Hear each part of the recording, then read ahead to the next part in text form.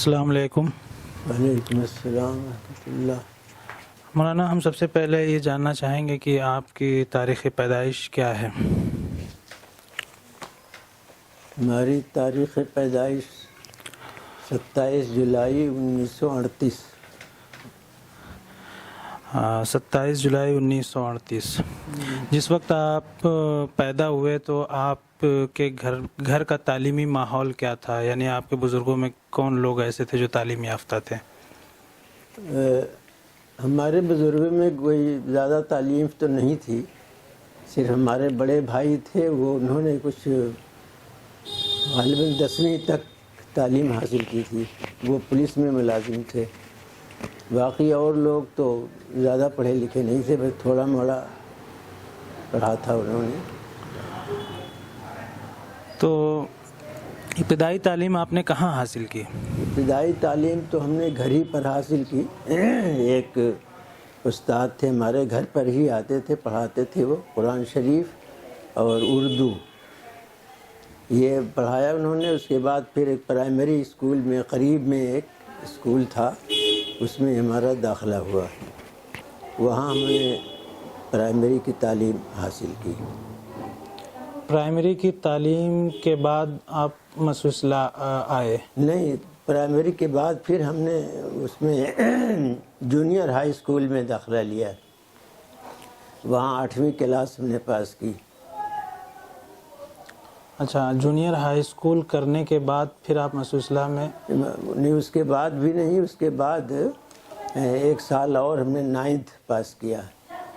اچھا، 9th پاس کر کے پھر ارادہ تھا اور آگے پڑھنے کا اس میں، لیکن ہمارے ایک بڑے بھائی تھے، وہ مجھے دیوبند بھیجنا چاہ رہے تھے، تو میں نے وہاں کچھ لوگوں سے ذکر کیا، تو انہوں نے کہا کہ نہیں، وہ اعظم گڑھ میں ایک مدرسہ ہے، میں وہاں لے چلوں گا، وہاں داخلہ کراؤں گا، وہاں بڑی اچھی تعلیم ہوتی ہے۔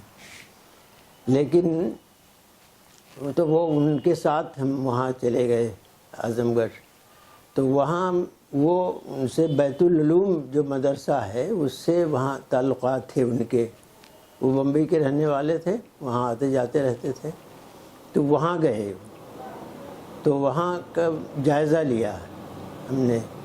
اس کے بعد پھر انہی کے ذہن میں تھا کہ یہ مدرسۃ الاصلاح بھی ہے ایک یہاں، تو انہوں نے کہا چلیں ذرا وہاں بھی دیکھیں، تو وہاں گئے ہم دیکھیں، تو وہاں ایک بہت بین فرق محسوس ہوا ہمیں۔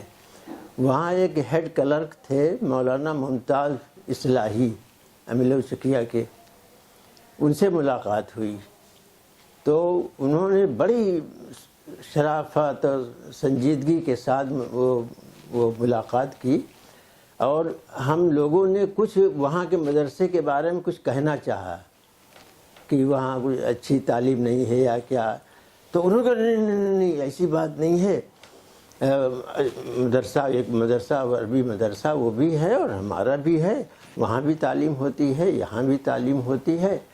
تو بڑا اچھا کریکٹر ان کا ہمارے سامنے آیا، تو وہیں یہ فیصلہ کر لیا ہم لوگوں نے، مطلب ہمارے بھائی تھے بڑے اور ایک وہ صاحب تھے حاجی صاحب، فیصلہ کر لیا کہ یہیں داخلہ لینا ہے۔ چنانچہ ہم وہاں جا کر کے ہم نے داخلہ لے لیا۔ آپ نے کس درجے میں اور کس سن میں داخلہ لیا کچھ؟ یہ عربی اول میں غالباً سن 52 عیسوی تھی وہ، جی، ہم نے داخلہ لیا۔ جس وقت آپ مسوسلہ میں داخل ہوئے ہیں، مولی اختر صاحب مرحوم منصب صدارت پہ سرفراز ہیں۔ جی، آپ نے ایسا کہا جاتا ہے کہ وہ ابتدائی درجے میں اسباق النحو وغیرہ بھی پڑھاتے تھے؟ نہیں، اس وقت تو مولانا احتشام الدین صاحب آ گئے تھے۔ اچھا، انہوں نے ہم لوگوں کو اسباق النحو وغیرہ پڑھایا۔ مولی اختر صاحب سے پڑھنے کا آپ کو؟ مولی اختر صاحب سے پڑھنے کا ہمیں 7ویں درجے میں جب ہم پہنچے تو اس وقت وہی تقریباً 6 مہینے ان کے شاگردی میں ہم رہے۔ اچھا تو انہوں نے وہی انہیں وہ پڑھاتے تھے جمہرت و اشعاری العرب اور قرآن مجید 2 گھنٹیاں لیتے تھے. تو تقریباً 6 مہینے اس کے بعد پھر وہ بیمار ہو گئے اور اس کے بعد ہی پھر ان کا انتقال ہو گیا. تو اس طرح سے ان سے زیادہ دنوں استفادہ کا موقع نہیں مل سکا. اس آپ نے جو ہے مسوسلہ کے جو بحیثیت طالب علم آپ وہاں رہے ہیں 7 یا 8 سال. جی ان 8 سالوں میں آپ کن اساتذہ سے بہت قریب رہے یا کن اساتذہ کو آپ نے بہت بہتر پایا، تعلیم کے حوالے سے یا تربیت کے حوالے سے؟ تربیت کے حوالے سے اور تعلیم کے لحاظ سے بھی مولانا اختر حسن اصلاحی سے بہتر تو کوئی ہمیں نہیں ملا. وہ ہر لحاظ سے وہ بہتر تھے، تعلیمی لحاظ سے بھی اور تربیتی لحاظ سے بھی، کہ وہ ایسا ذہن بناتے تھے. وہ ایک بار ایک واقعہ میں بیان کر دوں آپ سے.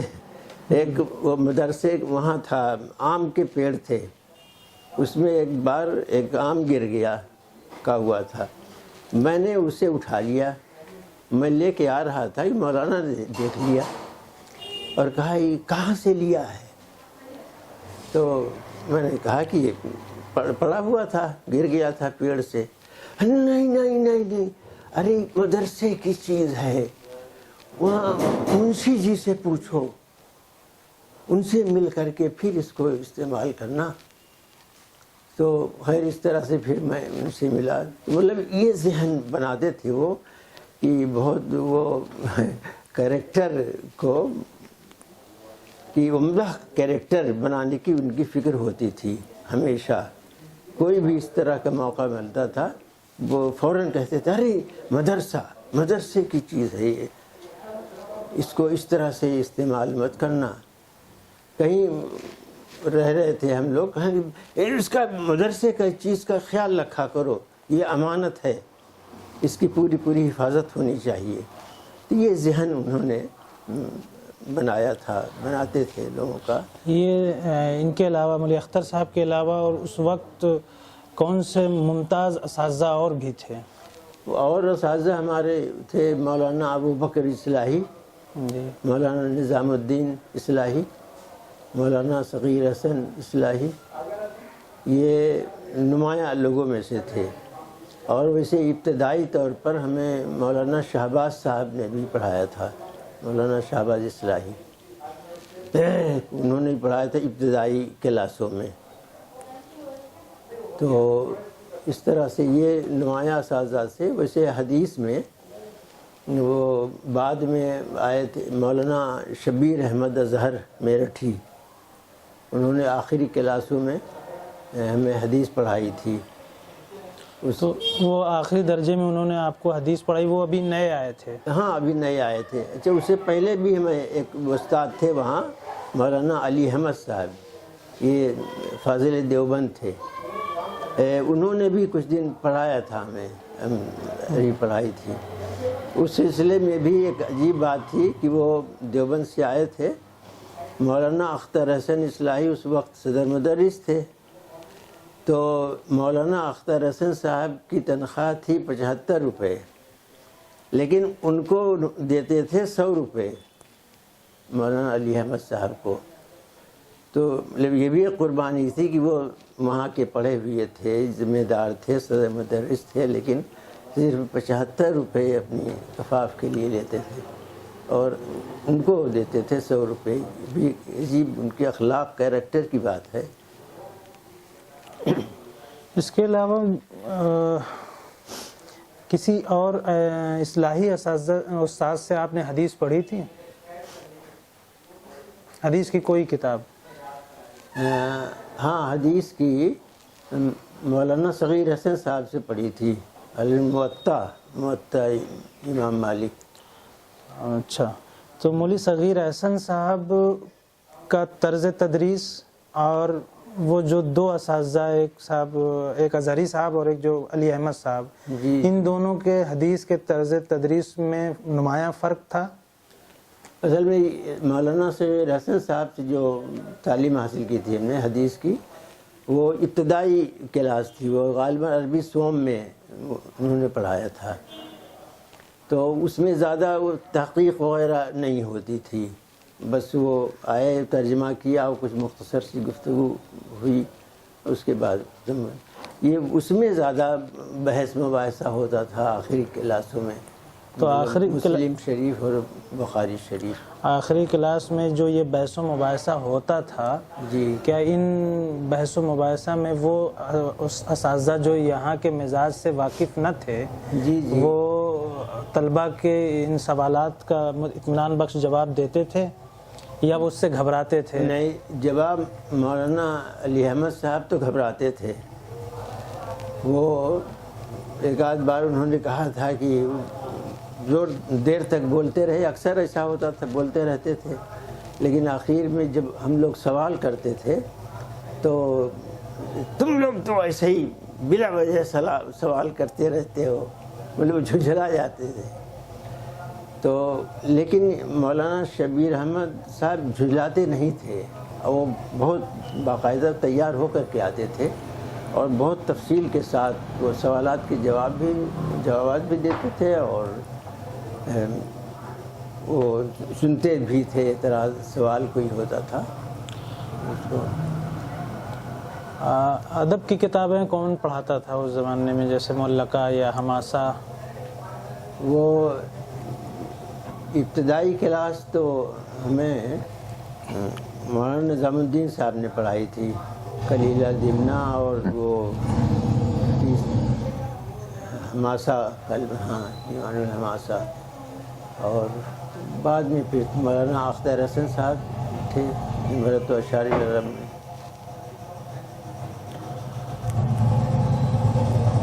اس کے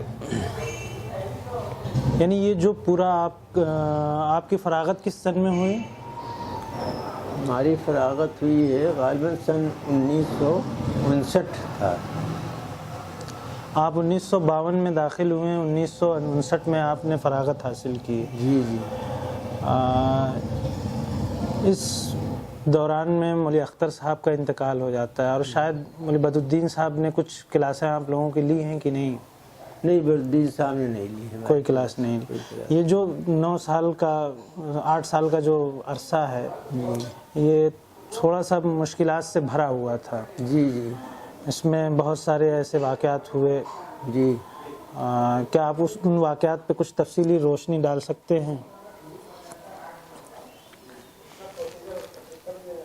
ہاں، واقعات تو ہوئے اس زمانے میں، تو اس میں اصلاً ویسے تو مولانا بدرالدین صاحب کا اپنا ذہن تھا اس کے لحاظ سے، اور ذہن بھی ان کا تھوڑا سا زمیندارانہ تھا، تو اس سے وہ کرتے تھے۔ تو اسی درمیان میں ایک انگریزی کے استاد آ گئے تھے، رشید کوثر فاروقی۔ وہ جب یہاں آئے تو انہوں نے بالکل جو اب تک پرسکون ماحول تھا وہاں کا اصلاح کا، جی، وہ اس کو انہوں نے تقریباً غارت کر دیا۔ میں اس وقت وہ پڑھنے کے بعد اس میں کچھ پڑھانے بھی لگا تھا، اچھا، وہیں اس میں ابتدائی کلاسوں میں، تو بلکہ وہ مولانا احتشام الدین صاحب نے مجھے روک لیا تھا فارغ ہونے کے بعد، یہ مطالعہ کرو۔ تو خیر اس عرصے میں مجھے ایک بار، میں وہاں موجود نہیں تھا، لیکن درسگاہ میں رشید کوثر فاروقی سے انہوں نے معلوم ہوا کہ وہ درسگاہ کی وہ برآمدہ جو ہے اس میں گھوم گھوم کر کے انہوں نے مطلب برا بھلا کہا لوگوں کو، اساتذہ کو خاص طور سے نشانہ بنایا انہوں نے۔ تو وہ بعد میں مجھے معلوم ہوا، تو میں نے کہا اچھا بہت غلط بات ہے، یہ تو بالکل یہاں کے ماحول کے خلاف ہے، اب تک جو ماحول تھا یہاں اصلاح کا اس طرح کا ماحول نہیں تھا۔ لیکن تو مجھے بہت دکھ ہوا اس کا۔ اس کے بعد ایک بار میں خود کھانا کھا کے ٹہلنے جا رہا تھا. ہم تو معمول تھا وہاں ٹہلتے تھے لوگ. میں جا رہا تھا اور یہ اس میں ایک کمرے میں رہتے تھے جو بنگلہ تھا. بنگلے کے ایک باہر جو 2 کمرے تھے اس میں ایک میں رشید کوثر فاروقی رہتے تھے اور دوسرے میں مولانا عبدالحسیب صاحب رہتے تھے. تو انہوں نے رشید کوثر فاروقی جو برآمدے اس دونوں کمروں کے بیچ میں گھوم گھوم کر کے ایسے ہی برا بھلا لوگوں کو تنقیدیں کر رہے تھے اور کر رہے تھے. تو مجھ سے نہیں رہا گیا. میں گیا اور میں نے کہا کہ کوثر صاحب کیا کر رہے ہیں آپ؟ یہاں ماحول کو خراب کر رہے ہیں آپ. یہاں اصلاح کا یہ ماحول نہیں ہے.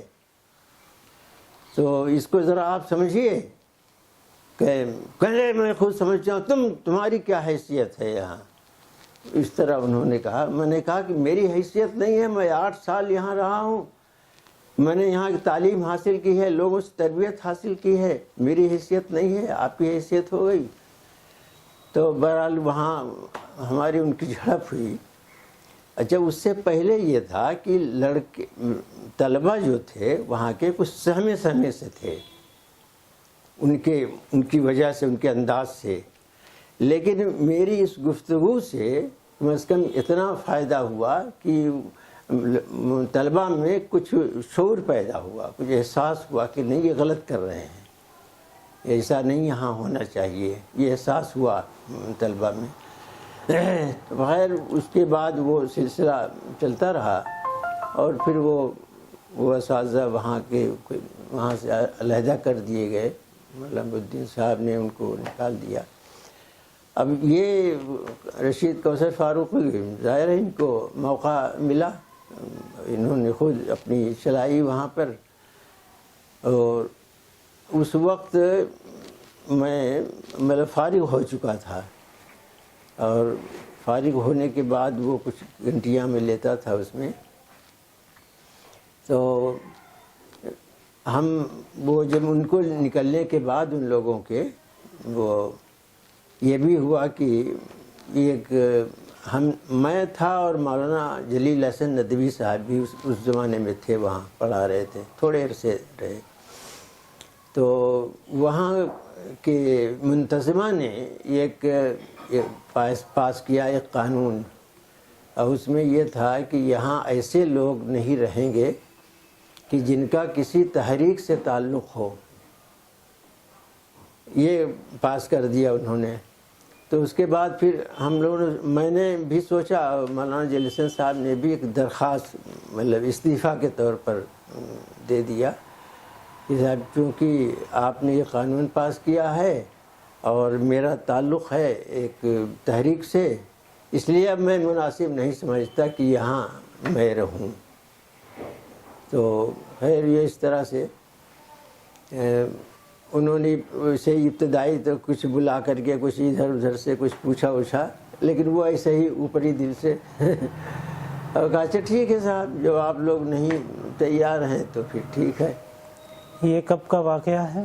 یہ وہی سن کے 60 کا سمجھیے کہ ہے. اچھا, یہ مطلب اس واقعے کے کچھ ہی مہینے بعد کا واقعہ؟ کچھ ہی مہینے کے بعد. آپ کو کیا آپ نے کبھی ایسا محسوس کیا کہ مولی بدر الدین صاحب جب تک مولی اختر صاحب صدر رہے یا اس کے بعد کے بھی 2-1 سالوں میں ان کا ذہن ایسا نہیں تھا؟ کیا ان کے ذہن سازی یعنی ان کے ذہن کو کسی نے موڑا یا اس طرف مائل کیا؟ ہاں, اس میں میں یہ سمجھتا ہوں کہ ان کے ایک داماد تھے مولانا عاصم اصلاحی جی, اور وہ دیوبند کے بھی فارغ تھے. وہ آتے تو تھے مدرسے پر اور اکثر مولانا الدین صاحب سے ملاقات, بہرحال خسر تھے ان کے, ملاقات بھی ہوتی تھی. لیکن وہاں کا جو طور طریق تھا وہ اندازہ یہ ہوتا تھا کہ ان کو پسند نہیں ہے. تو وہ مستقل اس میں لگے رہے کہ کسی طرح سے تبدیلی آنی چاہیے اس میں. چنانچہ یہ پوری کارروائی میں میں جو سمجھتا ہوں کہ ان کا بڑا دخل ہے ان کے ذہن کو تبدیل کرنے میں. ان کا اپنا ذہن تو تھا ان کا مولانا الدین صاحب کا، لیکن اس کی تبدیلی میں ان کا بڑا ہاتھ تھا، مولانا عاصم اصلاحی صاحب کا۔ مولی اختر صاحب کو جب انتقال ہوتا ہے تو اس کے فوراً بعد کون صدر بن کر آتے ہیں؟ اس کے بعد مولانا ابو بکر اصلاحی صاحب صدر ہوئے تھے۔ یہ اس وقت تک صدر رہتے ہیں جب تک کہ وہ واقعہ پیش نہیں آتا؟ جی جب تک رہتے ہیں، جب تک رہتے ہیں۔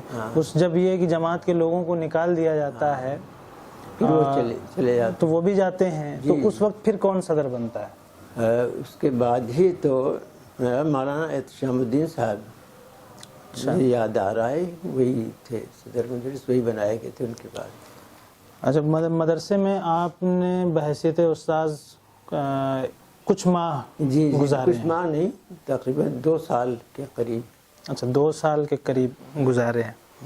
تو آپ کو کون سی کتابیں آپ کے کتابیں وہ اصل میں مولانا احتشام الدین صاحب نے تو مجھے روک لیا تھا، جی، لیکن مولانا بدر الدین صاحب کو غالباً پسند نہیں تھا، تو انہوں نے بالکل منع بھی نہیں کیا ان سے۔ انہوں نے کہا کہ وہ مکتب میں دے دو کلاسیں، تو انہوں نے مکتب میں کلاسیں مجھے دے دی تھیں، اور 1 گھنٹے کبھی خالی ہوتی تھی تو عربی اول عربی دوم میں بھی بھیج دیا کرتے تھے کہ وہاں جاؤ فلاں دیکھ لو، فلاں گھنٹی خالی ہے۔ تو اس طرح سے وہ چلتا رہا۔ بعد میں پھر اس میں ہم چلے گئے تھے عربی اول میں، لیکن پھر اس کے بعد ہی وہ علیحدگی کا معاملہ پیش آ گیا۔ ایسی روایت بیان کی جاتی ہے کہ مولی اختر صاحب باوجود اس کے کہ وہ جماعت کے ہی رکن تھے، جی لیکن ان کا نظریہ یہ تھا کہ جو مدرسے کے جو طلبہ ہیں وہ جماعت کی کارروائیوں میں ابھی شریک نہ ہوں، ان کی جو چیزیں جلسے جلوس ہو رہے ہیں، اس لیے کہ ان کا یہ جملہ بیان کیا جاتا ہے کہ یہ جو ہم کر رہے ہیں یہاں پہ ہتھیار تیار کیے جاتے ہیں، یعنی ہتھیار تیار کیے جا رہے ہیں جن کی اپنی افادیت ہے، اور وقت آنے پہ وہ ان سے زیادہ جتنے اچھے تیار ہوں گے اتنے ہی اچھے وہ وہاں جا کے کام کریں گے۔ تو آپ نہیں، یہ ضرور ہے کہ وہ چاہتے تھے کہ بہت زیادہ اس میں حصہ لینے کے بجائے وہ تعلیمی مصروفیات زیادہ ہوں ان کی، لیکن یہ ہے کہ وہ اس میں زیادہ منع کرتے تھے، جو بڑے جلسے ہوا کرتے تھے اور لوگ اس میں جانے کی کوشش کرتے تھے۔ مثلاً ہر مہینہ کسی گاؤں میں اجتماع ہوا کرتا تھا جماعت کا، ماہانہ اجتماع، اس میں زیادہ لوگ کوشش کرتے تھے جانے کی، اس سے منع کرتے تھے مولانا۔ اور مولانا وہ بلکہ وہ لوگوں سے کہتے تھے کہ یہاں بھی تو اجتماع ہوتا ہے، اس میں کیوں نہیں شریک ہوتے؟ انہوں نے کہا تم ابتدا یہاں سے کرو، تعلق اپنا تمہارا ہو، تب جا سکتے ہو تم باہر۔ بلکہ یہاں تک کہ میں مستقل شریک ہوتا تھا، مطلب اجتماعات میں جایا کرتا تھا۔ ایک بار کسی وجہ سے میں نہیں گیا تو ہمارے ایک ساتھی تھے، ان سے مولانا نے پوچھا کہ کیا ہوا شفیق اجتماع میں نہیں گیا؟ انہوں نے کہا مجبوری، مجھے اب بھی یاد نہیں ہے کہ کیا مجبوری تھی، میں کیوں نہیں گیا تھا، لیکن مطلب یہ خیال تھا مولانا، اور مولانا نے مجھے کبھی نہیں ٹوکا، اس لیے کہ میں وہاں کے اجتماع میں بھی شریک ہوتا تھا، جو مقامی اجتماع ہوتا تھا اصلاح کا، اس میں بھی میں شریک ہوتا تھا، تو مجھے کبھی نہیں روکا انہوں نے، بلکہ وہ تشویش ظاہر کی کیوں نہیں گیا اس میں اجتماع میں۔ تو یہ تھا مولانا کا انداز کہ پڑھائی پر زیادہ توجہ دی جائے، وہ صحیح ہے، اس میں کوئی ایسا یہ بھی لوگ کہتے ہیں کہ مولانا نظام الدین صاحب سے مولانا نالا رہتے تھے کیونکہ وہ بہت بڑھ چڑھ کے حصہ لیتے تھے۔ نالا کی بات تو میں نہیں کہہ سکتا، نالا رہتے تھے، لیکن بہر ان کا ذہن تھا یہ کہ تیاری جو وہاں تعلیمی جو ہے اس کی زیادہ سے زیادہ تیاری ہونی چاہیے۔ مدرسے کے سے فارغ ہوئے آپ، پھر مدرسے پہ آپ نے 2 سال پڑھایا، پھر اس کے بعد آپ نے طب کا رخ کیا؟ نہیں، اس کے بعد پھر ہم چلے گئے ایک جگہ، اور وہیں جماعت کے ہی لوگ، اس زمانے میں مولانا نظام الدین اصلاحی ناظم علاقہ تھے، گورکھپور کچھ حصہ بستی کا اور دیوریا کا، تو وہاں سے جب میں نے وہ استعفیٰ دیا تو مولانا نظام الدین صاحب مجھے لے گئے وہاں لار، قصبہ لار، وہاں رہا میں تقریباً 4 سال۔ وہاں 4 سال آپ مکتب میں پڑھاتا رہا وہاں۔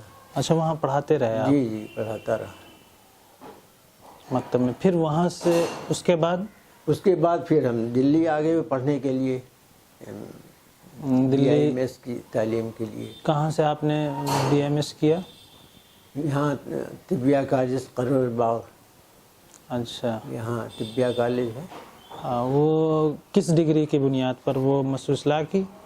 وہ ہاں مسعود اصلاحی اصل تھی، ویسے ہم نے اس درمیان میں لار میں رہنے کے درمیان میں نے ہائی اسکول بھی کر لیا تھا پرائیویٹ۔ اچھا، تو کچھ وہ اور کچھ اصلاح کی بھی سند لی ہم نے، اس کی بنیاد اصلاً تو اصلاح کی سند سے ہمارے اس میں 5 سالہ میں داخلہ ہوا، ورنہ ہائی اسکول کے لحاظ سے 6 سالہ میں ہوتا تھا داخلہ۔ طب کی تعلیم کے بعد آپ کی کیا مشغولیات رہیں؟ طب کے بعد بس پریکٹس کرنے لگے، اور تب سے یہیں مقیم؟ جب سے اب تک، ہاں۔ اس کے بعد مدرسے پہ کبھی جانا نہیں ہوا؟ نہیں، جانا ہوا ہے، ویسے بھی ایک آدھ بار گئے ہیں، لیکن وہ خاص طور سے اس میں بھی گیا تھا میں مولانا فراہی سیمینار میں، اس میں 3 دن کا تھا، شاید 3 دن رہے میں شریک، اور اس کے علاوہ 1-2 بار شاید اور بھی گیا ہوں، 2-3 بار۔ جماعت کی رکنیت آپ نے کب حاصل کی؟ رکنیت تو ہم نے یہاں دلی میں ہی بہت بعد میں حاصل کی، میرا خیال ہے کہ سن 80 میں۔ اچھا، سن 80 میں حاصل۔ جی،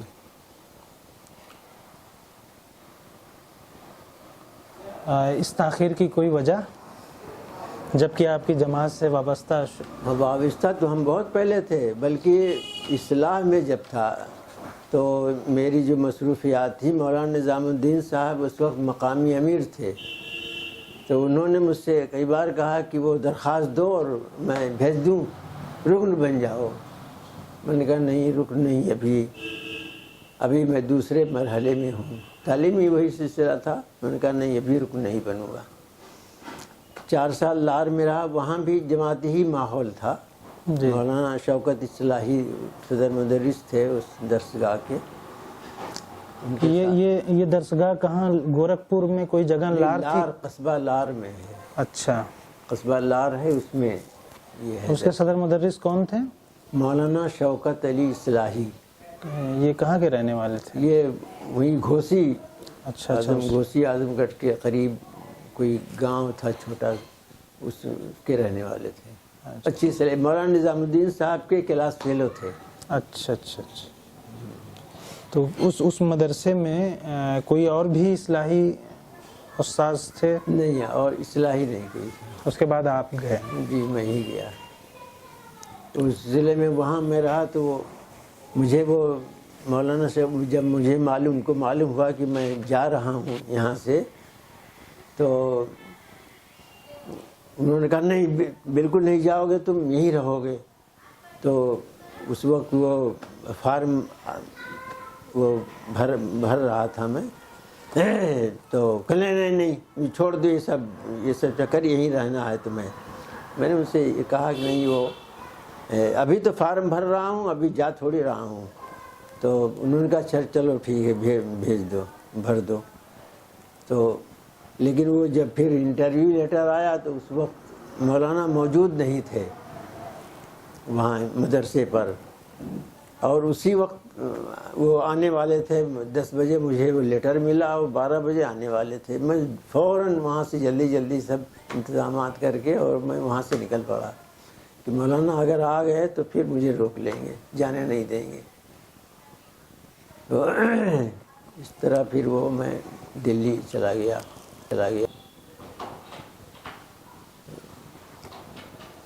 اچھا، تو وہاں کوئی ظاہری رول کوئی ایسا نہیں تھا کہ وہ مخالفت انہوں نے کی ہو. ہاں. اس کے علاوہ آپ نے کچھ تحریری کچھ آپ کی کاوشیں ہیں جو شائع ہوئی ہوں؟ نہیں، تحریری تو نہیں ہے، بس وہ یہاں دلی میں رہتے ہوئے ایک بار وہ لوگوں نے کہا تھا کہ جماعت کے اس پر ایک تحریر تیار کرو مختصر سی. تو میں نے ایک کتابچہ تیار کیا تھا، وہ یہاں کی جماعت نے اسے چھاپا تھا، دین آپ سے کیا چاہتا ہے. اس پر ایک ہمارا ہے وہ کتابچہ.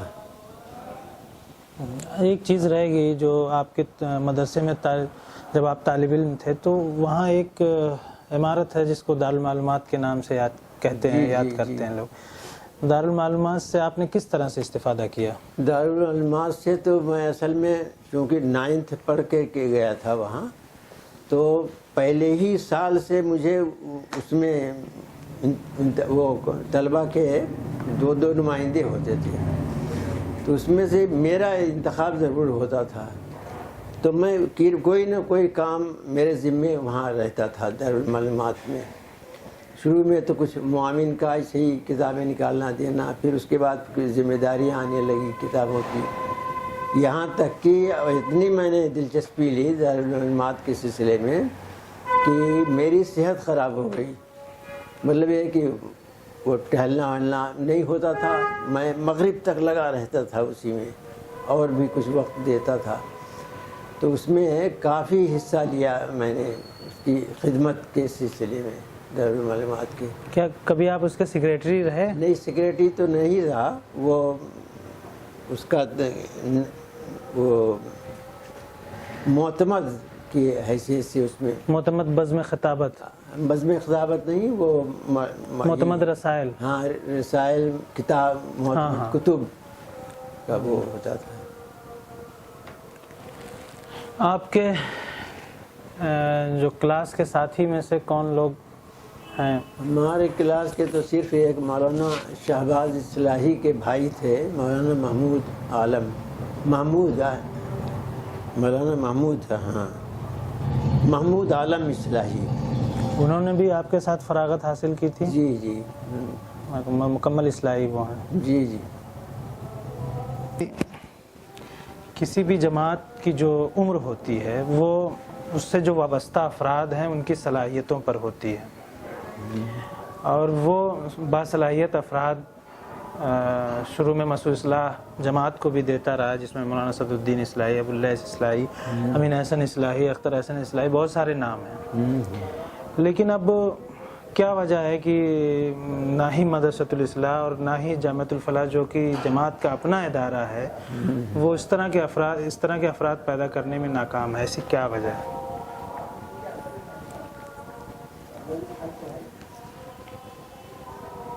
خیر، ویسے تو زیادہ اس تعداد میں تو نہیں، لیکن آئے تو ہیں دونوں طرف سے. اصلاح سے بھی آئے ہیں لوگ اور جامعۃ الفلاح سے بھی آئے ہیں، لیکن یہ نہیں ہے کہ زیادہ تعداد میں. اب وہ بھی گنے چنے لوگ پہلے بھی تھے، مطلب مولانا صدر الدین اصلاحی ہے، اس طرح کے وہ گنے چنے لوگ تھے، لیکن ان کا علمی تبحر بہت بڑھا ہوا تھا. وہ تو لیکن اب جو لوگ آ رہے ہیں وہ اس علمی پائے کے نہیں ہیں. جب آپ کے اندر علم گہرا نہیں ہوگا تو آپ کسی بھی تحریک کو بہت اونچائی تک لے جانے میں فکری طور پر کہ وہ فکری طور پر مضبوط نہیں کر پائیں گے. ہاں، وہ تو خیر صحیح ہے، کوئی شک نہیں. ٹھیک، شکریہ مولانا مسعود اصلاح کو. جو آپ مسعود اصلاح کے بچوں کے لیے، طلبہ کے لیے آپ کیا پیغام دینا چاہیں گے؟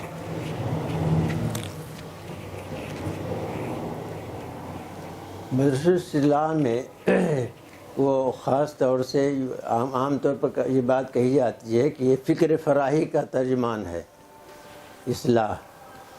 تو یہ فراہی رحمۃ اللہ علیہ کی تفسیر یا اور جو کچھ چیزیں میں نے دیکھی اس سے ایسا محسوس ہوتا ہے کہ مولانا فراہی کا ذہن بھی کچھ اس طرح کا تھا کہ دین کو غلبہ حاصل ہونا چاہیے، اور دین جب ہی مکمل ہو سکتا ہے، اس پر عمل مکمل ہو سکتا ہے کہ جب وہ خلافت قائم ہو۔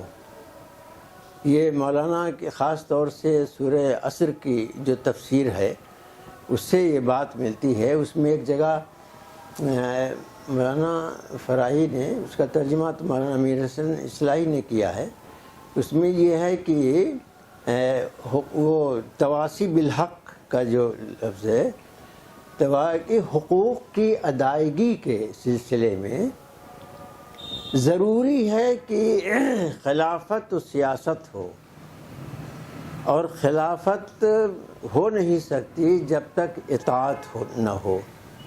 اور یہ اطاعت کا مطلب یہ ہے کہ گویا ایک جماعت ہو اور اس کے کچھ امیر ہو، کوئی اس کے مامورین ہوں، اس طرح کا ذہن ہونا چاہیے کہ اس میں لکھا ہے انہوں نے۔ اور ایک جگہ اسی میں کہیں یہ بھی ہے کہ اس میں تواصی بالحق تواصی بالصبر کے سلسلے میں مولانا نے لکھا ہے کہ اس سے پتہ چلتا ہے کہ ایسا ماحول ہونا چاہیے کہ جس میں لوگوں کو اظہار ما فی الضمیر کی آزادی ہو، اور یہ چیز جو ہے وہ اسلامی جب خلافت ہوگی اسی میں ہوگی، اور دوسرے جو طرز ہے حکومت ہے اس میں نہیں ہوگی۔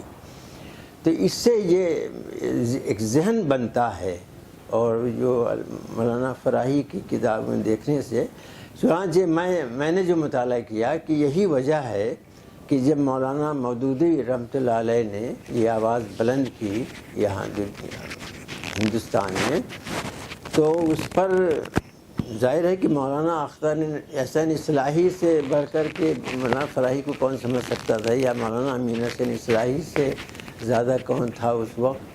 اور یہ دونوں گویا اپنے آپ کو انہوں نے اس کے حوالے کر دیا۔ انہوں نے دیکھا کہ بالکل وہی چیز ہے آ رہی ہے کہ جو ان کا ذہن تھا مولانا فراہی کا۔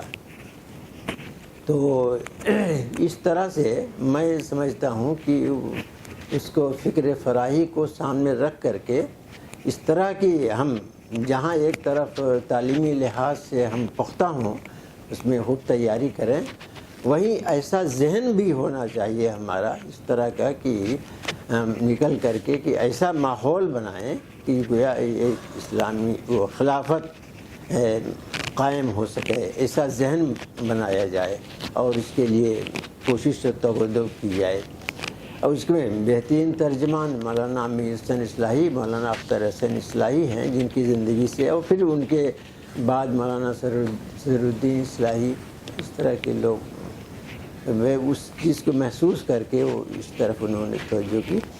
تو ہر طالب علم کو گویا یہ بات ذہن میں اپنے رکھنی چاہیے۔ مولانا جو یہ فیصلہ ہوا اس میں یہ بات سامنے آئی کہ یہاں پہ جماعت کے ممبر بحیثیت استاذ نہیں رہ سکتے، دونوں میں سے کسی ایک کو اختیار کرنا ہوگا، جی یا تو آپ مدرسہ کو اختیار کریں یا جماعت کو اختیار کریں۔ جی تو آپ کو کیا لگتا ہے کہ اس سے یعنی اس فیصلے نے مدرسے کو نقصان پہنچایا، یا مدرسے کی اپنی جو فکر تھی اس کو باقی رکھنے میں معاون ثابت ہوا؟